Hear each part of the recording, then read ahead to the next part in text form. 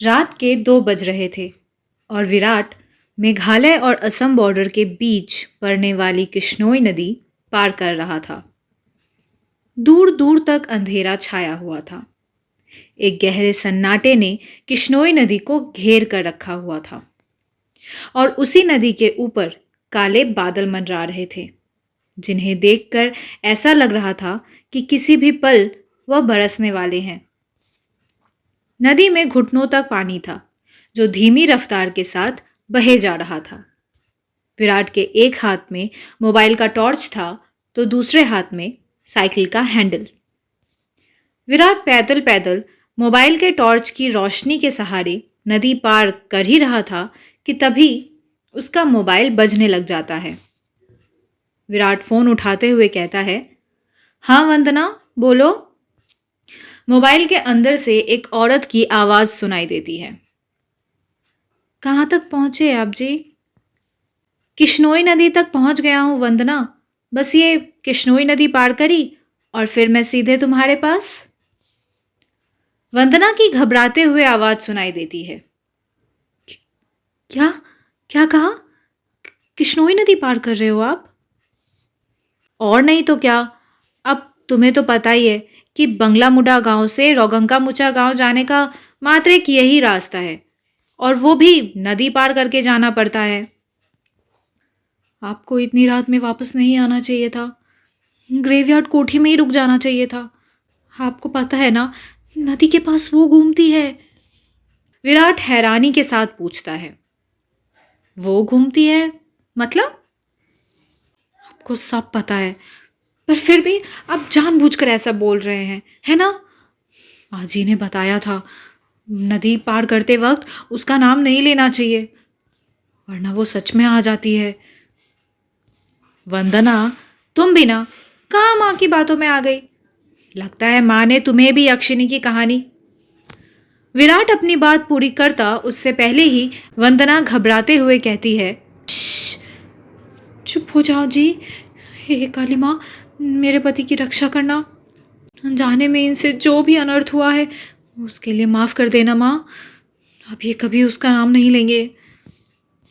विराट हंसते हुए कहता है, क्या वंदना, तुम भी ना, ये यक्षिनी वक्षिनी कुछ नहीं होती, समझी तुम? ये सब बस मनगढ़ंत बातें हैं जो गांव वालों ने बनाई हैं, और कुछ नहीं।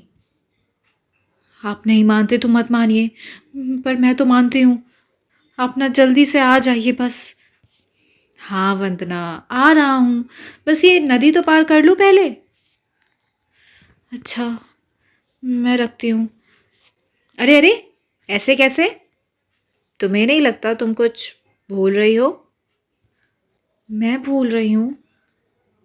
क्या भूल रही हूँ?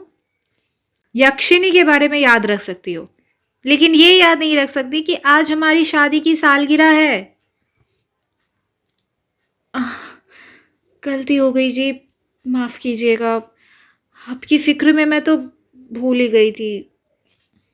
विराट मुंह बनाते हुए कहता है, अब भूल गई थी तो उसकी सजा तो मिलेगी तुम्हें। सजा के लिए तैयार रहना। वंदना प्यार से पूछती है, अच्छा, तो क्या सजा देंगे आप? तुम्हारी सजा ये है कि तुम्हें आज रात भर जागना पड़ेगा। वंदना शर्मा जाती है और शर्माते हुए कहती है, आप भी ना, कैसी कैसी बातें करते हैं आप। अरे, अपनी पत्नी से ऐसी बातें नहीं करूंगा तो किससे कहूंगा? ठीक है, आ जाइए, मैं इंतजार कर रही हूं आपका, जल्दी आना। नदी के किनारे पर एक बहुत ही खूबसूरत लड़की खड़ी हुई थी, जिसकी उम्र करीब 24 साल और लंबाई 5 फीट 2 इंच थी।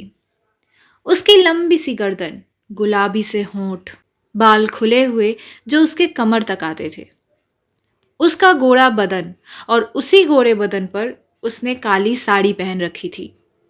वो लड़की किसी अप्सरा से कम नहीं लग रही थी। वह इतनी खूबसूरत थी कि कोई भी मर्द उसका रूप देखकर अपनी हदों को भूलकर उसकी बाहों में मदहोश होना चाहे। वो लड़की अपने हाथ से विराट को इशारा करते हुए अपने पास बुलाती है। उस लड़की को देखकर विराट भूल गया था कि यक्षिनी जैसी कोई चीज भी होती है। विराट अपनी साइकिल को वहीं पर छोड़ देता है और जल्दी जल्दी उस लड़की के पास जाने लग जाता है, जैसे उसके बदन में कोई आग लग गई हो। विराट उस लड़की के पास जाकर उससे धीरे से पूछता है, कौन हो तुम और यहां पर क्या कर रही हो? क्या नाम है तुम्हारा? लड़की अपने चेहरे पर मुस्कान लाते हुए कहती है, नाम? नाम में क्या रखा है? जो रखा है काम में रखा है। कैसा काम? लड़की विराट की आंखों में देखते हुए कहती है, वही काम जो तुम घर पर जाकर अपनी पत्नी के साथ करने वाले थे। तुम उसे आज रात भर जगाना चाहते थे ना? क्या तुम मुझे नहीं जगाओगे? उस लड़की की आंखों में एक नशा सा था, जिसे देखकर विराट सब कुछ भूल गया था। ऐसा लग रहा था जैसे वो उसके वश में आ गया हो। विराट भी उस लड़की की आंखों में देखते हुए कहता है, हाँ, क्यों नहीं। मैं तुम्हें आज रात क्या, कल, परसों, नरसों हमेशा जगा कर रखूंगा। कभी नहीं सोने दूंगा तुम्हें। इतना कहते ही विराट उस लड़की को अपने सीने से सटा लेता है और अगले ही पल दोनों नदी की रेत पर निर्वस्त्र पड़े हुए थे। दोनों के जिस्मों की गर्मी से रेत उनके शरीर पर चिपक गई थी। उस लड़की के बदन में से चमेली के फूलों की खुशबू आ रही थी। लड़की नीचे थी और विराट उसके ऊपर। विराट के माथे की पसीने की बूंद ये साफ जाहिर कर रही थी कि वो थक चुका था और उसके बदन की सारी ताकत खत्म होने वाली थी।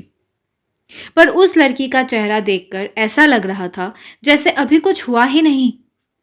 उसके अंदर की प्यास अभी नहीं बुझी थी। विराट अपनी चरमोत्कर्ष अवस्था में पहुंचने वाला था और कुछ ही पल में वो उस लड़की के बदन पर ध्वस्त होने वाला था। तभी उसकी नज़र उस लड़की के वक्ष पर पड़ती है और वो देखता है कि उस लड़की के वक्ष पर धीरे धीरे झुर्रियां आने लग गई थी। उसके हाथ पैरों की नसें बाहर निकलने लग गई थी। उसके बाल काले से सफ़ेद होने लग गए थे। देखते ही देखते वह लड़की अचानक से बूढ़ी औरत में तब्दील हो जाती है। यह सब देखकर विराट की आंखें फटी की फटी रह गई थी। उसका गर्म बदन अचानक से ठंडा पड़ गया था। विराट कांपते हुए कहता है, कौन हो तुम? वह लड़की धीरे से कहती है, मैं यक्षिनी, तेरी मौत।